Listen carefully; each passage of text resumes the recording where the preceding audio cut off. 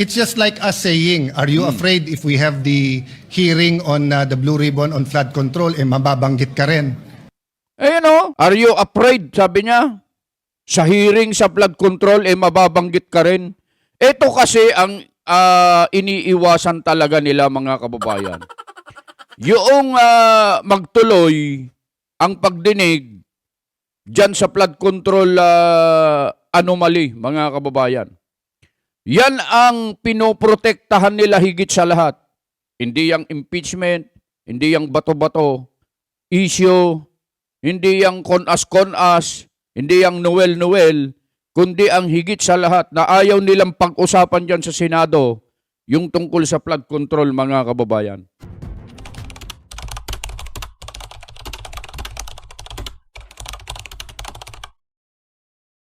Pagbati po sa inyong lahat, mga kababayan at mga mahal po naming taga-subaybay. Ako po si Just Vlog. Rekta na kagad tayo. Wala nang intro-intro, mga kababayan.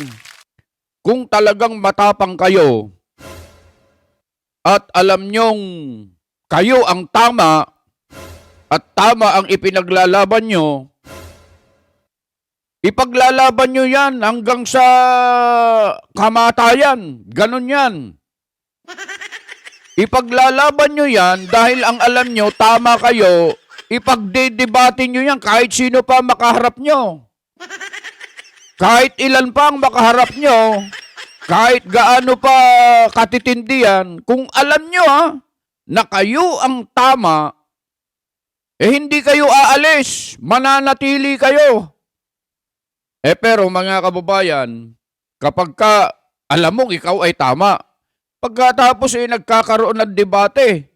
Pero umalis kayo, iniwan ninyo yung mga kausap ninyo. Sa halip na pag-usapan yung mga bagay-bagay para maisaayos, ipinakita nyo sa taong bayan na kayo ay mga duwag ba? Tawag doon? Oo.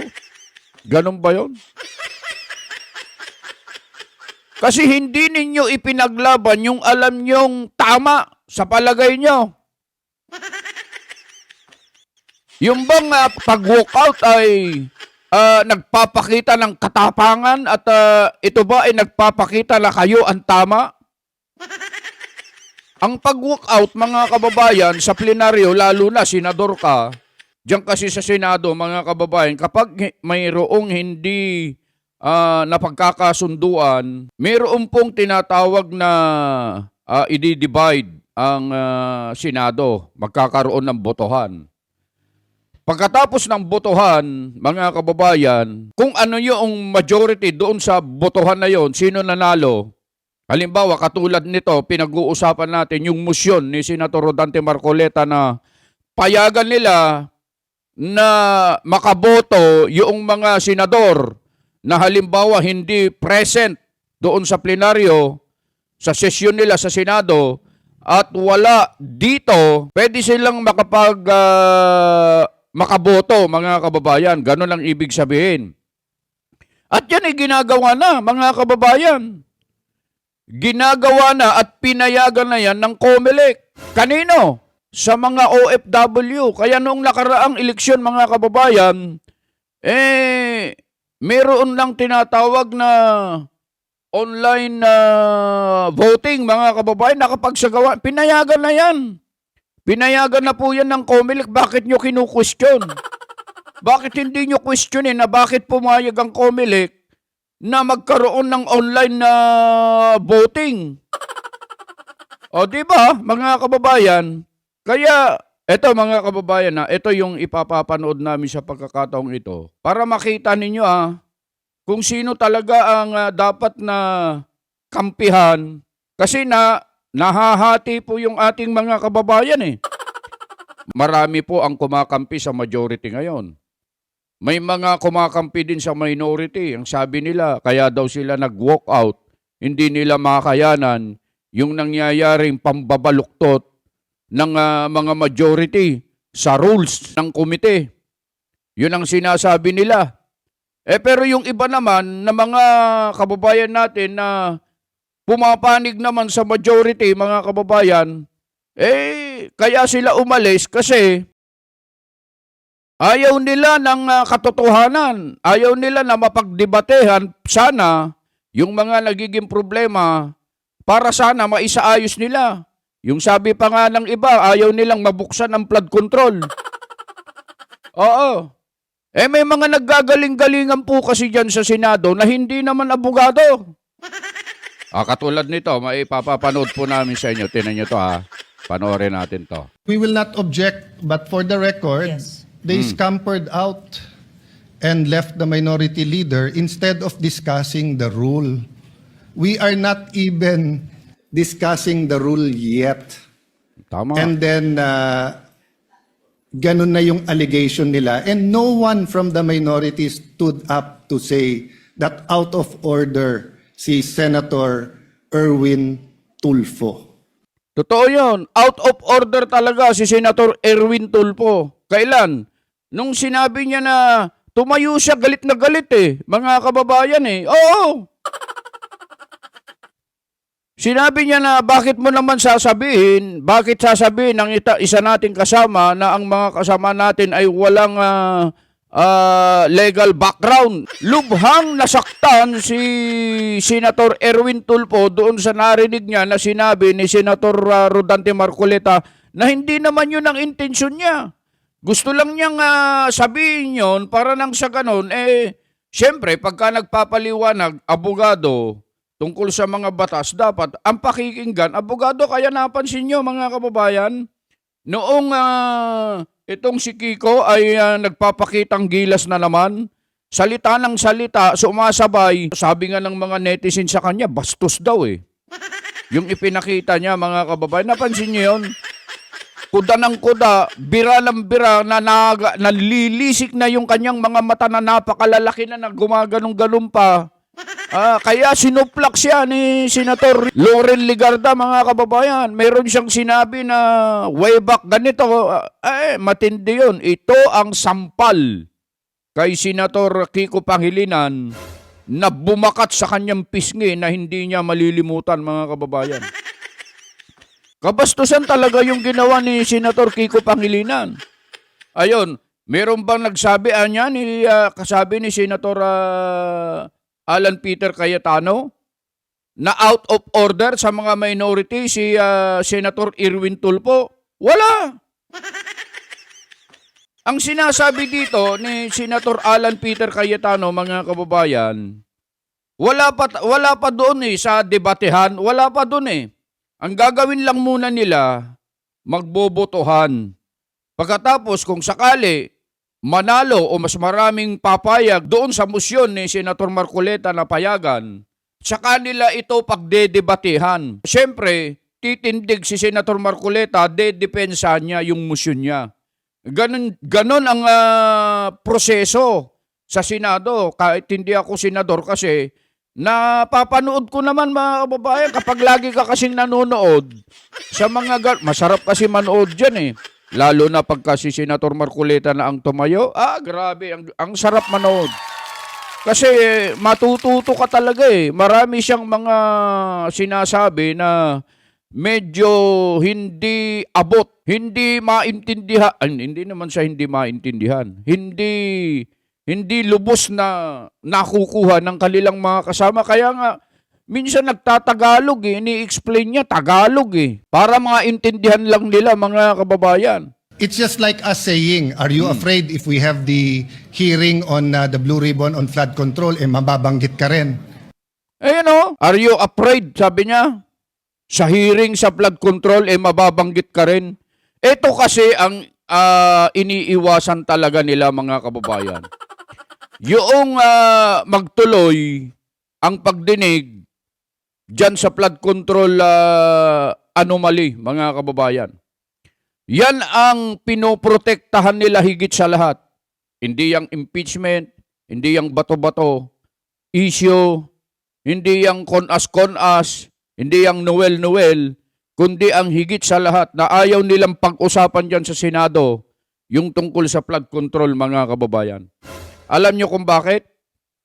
Kasi kapag nagtuloy at binusisi, nilaliman ang investigasyon sa flood control, madadamay ang kanilang amo. yung pinaka-mastermind, pinakamataas na siyang naging dahilan ng pagkawala, pagnakaw pala, hindi naman nawala eh. Pagnanakaw sa halos trilyon na pera ng kaban ng bayan, lalabas ang katotohanan dyan at makikita kung sino ang pasimuno dyan. Kaya ayaw nila, mga kababayan, na mabuksan ang tungkol sa usapin dyan sa flood control na yan. Yun ang totoo, mga kababayan. Yun talaga You do not make that kind of statements here in the Senate because you assume good faith from everyone. That rule hindi minadali. May 11 pa ho yun.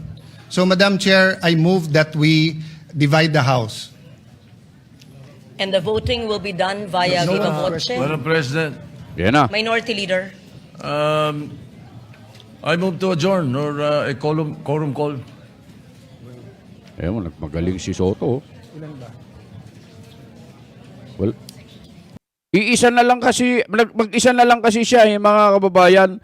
Siya na lang ang natitira. Iniwan na siya ng lahat ng kanyang mga kasamahan. Kumbaga sa laban, sa battleground, sa digmaan, mga kababayan, nagsitakbuhan na yung kanyang mga tauhan kasi siya ang leader ng minority. Iniwan yung kanilang leader, siya na lang nakikipaglaban. Takrot na kita tauham.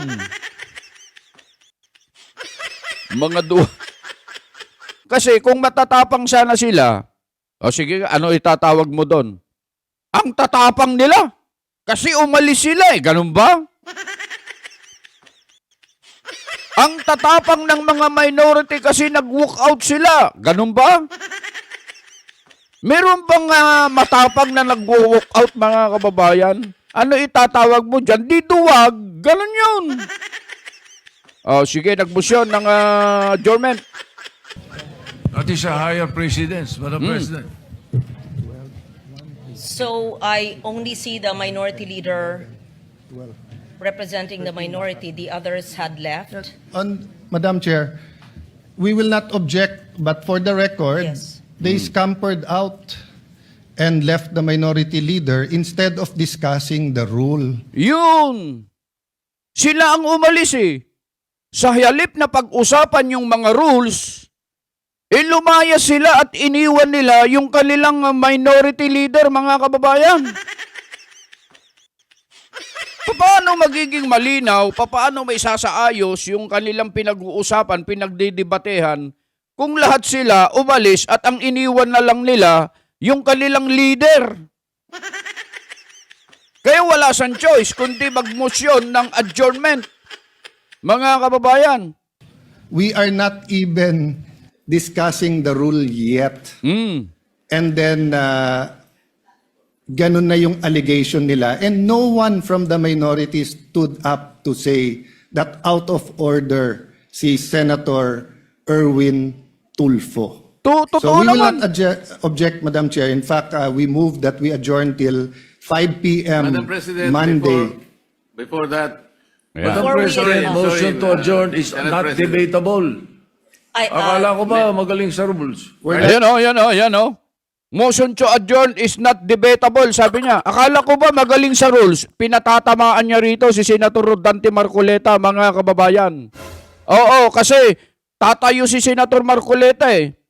Pero ang layunin ba ng pagtayo ni Senator Marcoleta ay para mag-object doon sa motion ni Senator Tito Soto bilang leader ng minority na ang motion niya ay mag-adjourn? Mga kababayan, ganun ba yon? Tumayo ba siya para pagdebatehan yon yung kanyang motion? Tuloy natin. Debating, It's not we're not debatable, debating Madam minority President. Parliamentary vote. inquiry, Move to Madam adjourn. President. We're I'm not not debating, debating, Madam and we Chair. will indeed adjourn. Parliamentary inquiry. Yes, Senator Marcoleta. Nung pong nagsimula tayo, Madam, meron po ba tayong quorum? Ayan. We had a quorum. Yes. Meron. Yes, Madam President. Kapag ka po ba nag-walk out ang minority, nawawala po yung quorum. Nagsimula po tayong may quorum. It doesn't matter if they walk out. Yes, I think we still have the quorum. Madam President. Tama. Madam President, once there is a quorum call, you have to call the roll. Ayan o, Kahit ayan o. naka-present lahat o kulang kanina o there was Tinan nyo yung sinabi ni Senator Marcoleta, hindi niya kinontra yon. Totoo naman yon. Nagkaroon sila nung magsimula sila, mga kababayan, nagkaroon na sila ng quorum. Pagkatapos lumaya sila, ibig bang sabihin wala ng quorum? Meron pa din. Kasi nga, lumaya sila. Tinan mo, hindi niya sinang-ayunan yung paglayas. Kasi alam niya eh. Alam niya na mananatili yun, mga kababayan. Tuloy natin motion to dispense, whatever that is.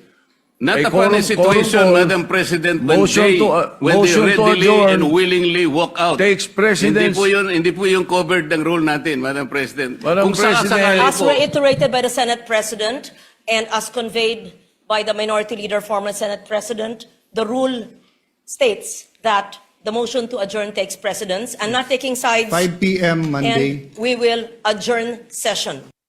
We will Yun, not mga object. kababayan, So, sa huli, in-adjourn nila yung session kasi nga, yun ang motion ni Senator Tito Soto. Bagamat pwede naman na ituloy nila kahit na umalis sila katulad ng sinasabi ni Senator Marcoleta, para na lang walang gulo, mga kababayan, si Senator Alan Peter Cayetano pumayag na rin. At yun ang sinabi ng presiding officer, mga kababayan. Dito makikita nyo, mga kababayan, yung pagkakaiba talaga. Meron silang gustong mangyari nitong mga minority, ganun din ang nasa majority. Mga kababayan, ang pinakamatindi talaga dyan, yung sinabi kanina ni Senator Peter o Alan Peter Cayetano, yung pagbubukas ng hearing sa flood control. Yun talaga yun, mga kababayan. Ayaw nilang pag-usapan yun. Ayaw nilang magtuloy yun. Kaya gumagawa sila ng paraan para nang sa ganun ay magulo. Para siguro ayaw nilang simulan ulit. Ayaw nilang umpisan ulit yung hearing dyan sa flood control. Yan talaga ang dahilan dyan, mga kababayan. Kaya, mga kababayan, nanonood naman po kayo sa mga nangyayari. Ayan, nakikita ninyo. Katulad ng laging sinasabi ni Senator Rodante Marcoleta, ang taong bayan ang final arbiter. Oo. Sila po ang magpapasya.